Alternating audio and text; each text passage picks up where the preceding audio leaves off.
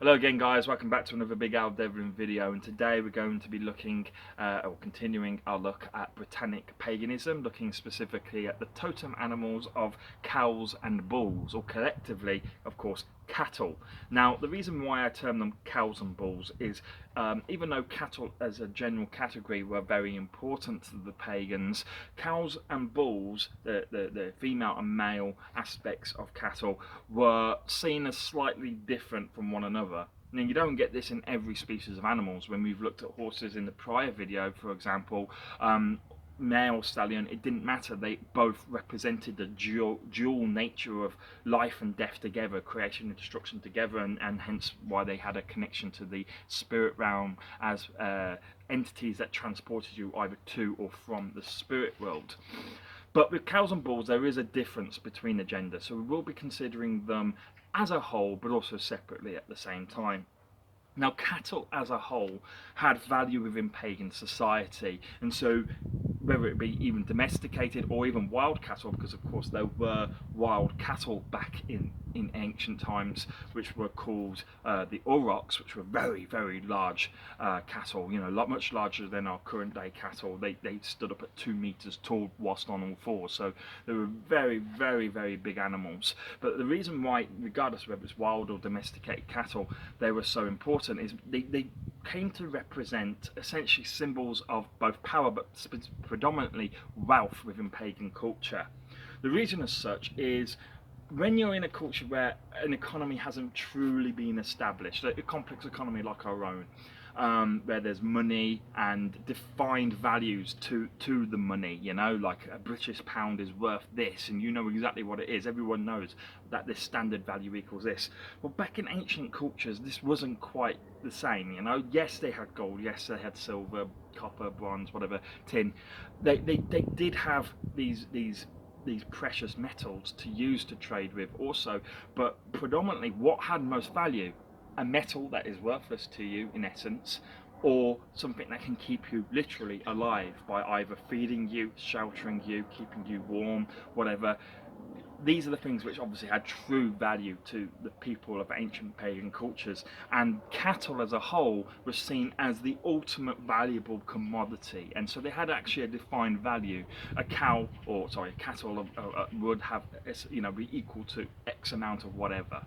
And the reason for this, I mean, specifically when we look at cows now, which is what we're going to focus on before we look at bulls, cows of course produce milk. And ancient pagan societies and cultures that specifically come from Western and Northern European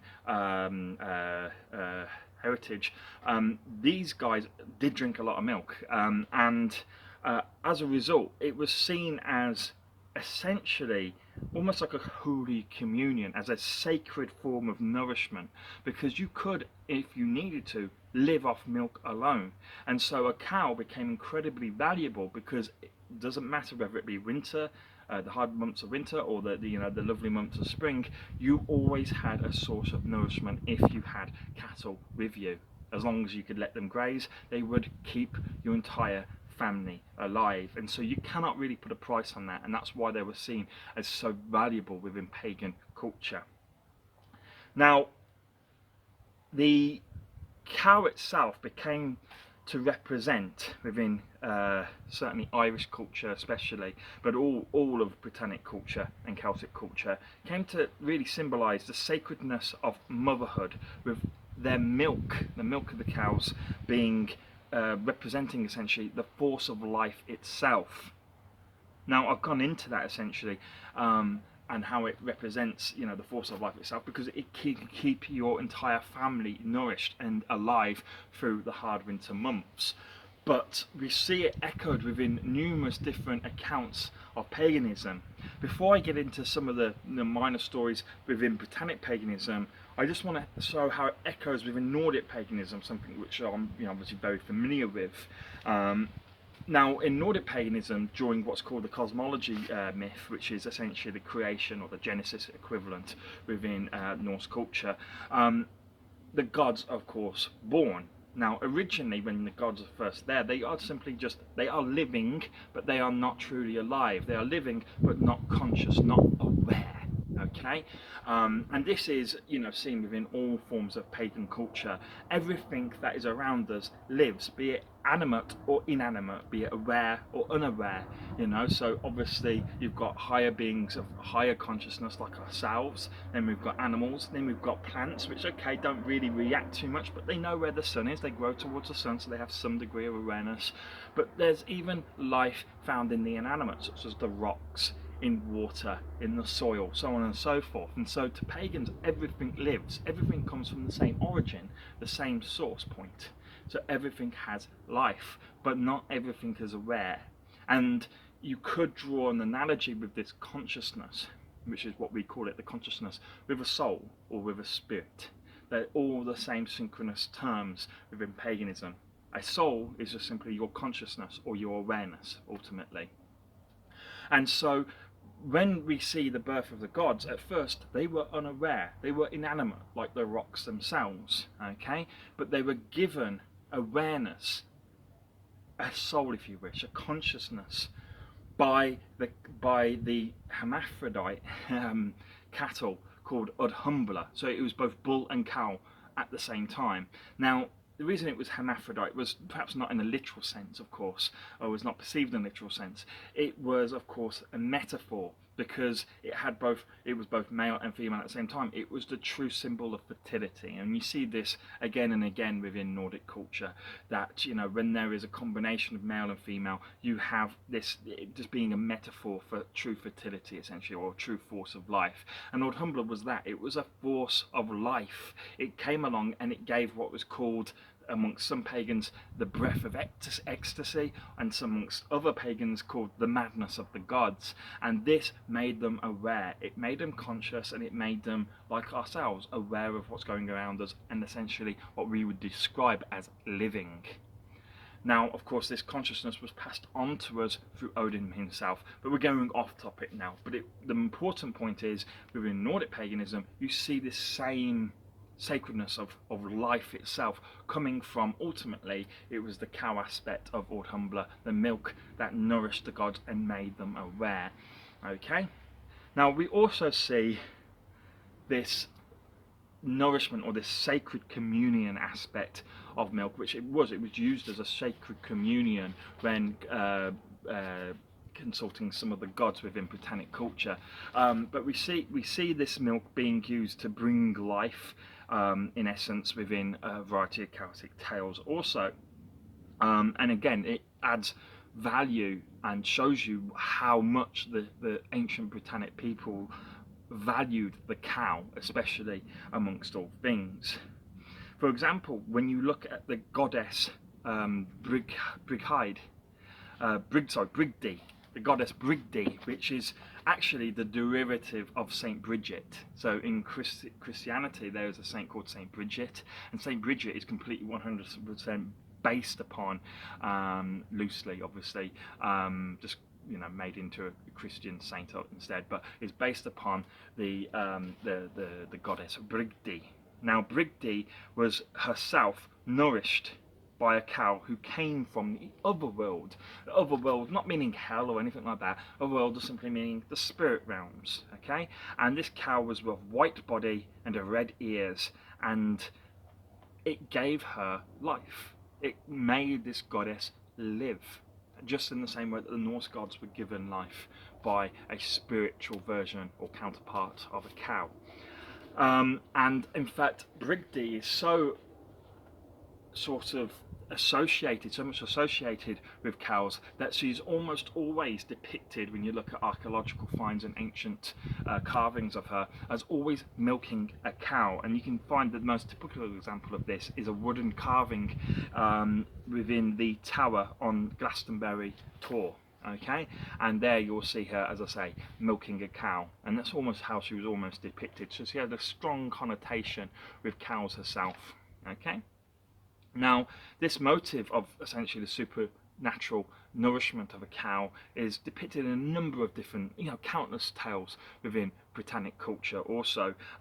There's a particular story of the Cornish tale of Tom the giant killer and his wife. When they had children, when it came to wean them, they in fact weaned them on cows. and it's said that they took to their sucklings as naturally as they would have their own calves. And so, again, we see how, cows were seen as being the mother of life ultimately. But it wasn't just us, of course, who utilised the milk of the cow. The cow and the milk of the cow was sacred not only to people, but also to what is in Britannic culture known as the piskies. Now, the piskies are a form of little people, okay, as they're often termed, and essentially are the pixies, or the fairies, essentially, and the elves and things like this.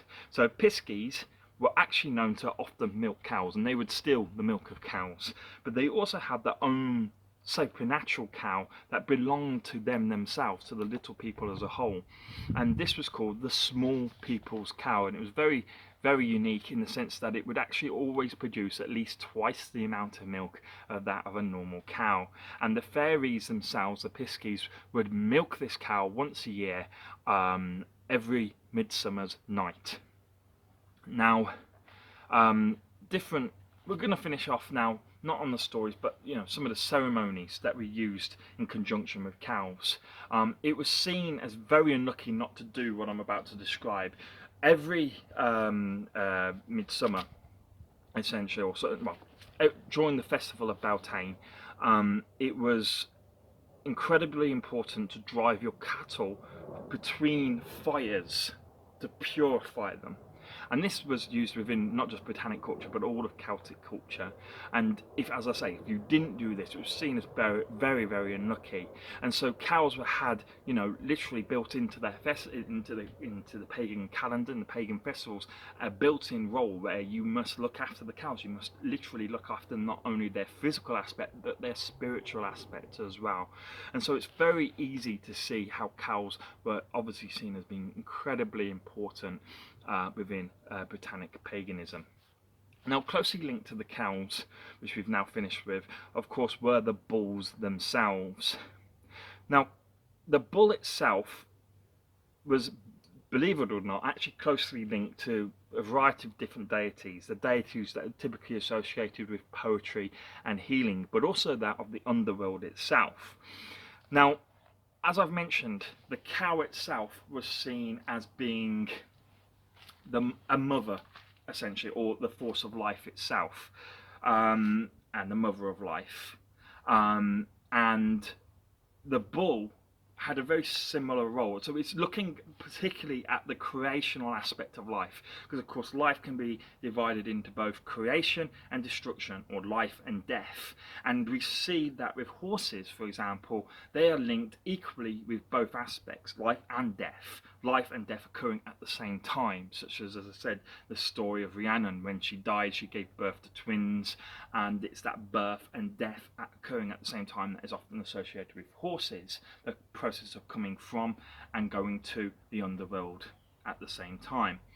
But with cows, they are linked only to the creational aspect of the pagan belief of life. Okay, they are literally life, but without death. Okay, creation without destruction. They are associated purely with the creational aspects of the life cycle, and it's exactly the same with bulls as well. So even though they are not milk givers, they were still seen as being linked heavily within the creational aspect of the other world. And we see this actually within a number of different stories, but I'll just reference one here, save us getting too bogged down. But we actually see them linked into one of the stories from Irish legend, where St. Patrick, believe it or not, St. Patrick actually kills a bull through trickery. However, that bull immediately comes back to life upon its death. It comes back from the other world. And this is, again, as I say, symbolising the fact that even bulls themselves, even though they were not the mothers of life, you could almost see them as the fathers of life ultimately, they still had that ability to live and create life, or not create life, at least kind of have a continuance of life when life has been unjustly taken at the very least. And really that kind of basically sums it all up, apart from one last thing. Bulls themselves, in contrast to cows, were used in certain ceremonies, and they were one of the methods in which shamans could enter the other world. There were a couple of different references to how bulls could be used, bulls, not cows, could be used to enter the other world. One would be to sit upon it back to back with someone else, another shaman, and children were able to do this as well, even if they were not shamans. And you would sit back to back upon the back of the cow, and doing so you could, if you were wearing the pelt or the hide essentially of a black bull upon you, you could somehow enter the other world. I'm sure there were other processes attached to that, but that's the only real reference that I can, and the details that I can get. But essentially what you would do, as I say, is wear the hide of a black bull, sit upon another bull back to back with someone else, and this was one of the methods in which you could use to enter the underworld. Again, showing how they were highly linked with the spirit realm and the other world. In fact, actually, it was seen as a way of coming more from the underworld. As I say, it was seen coming from rather than going into the underworld. It's one of the ways that you could leave the other world itself. Okay guys, so I think I've spoken enough there about cows and bulls. I think the next animal we'll be looking at will be deers. So thank you for watching. I'll see you soon.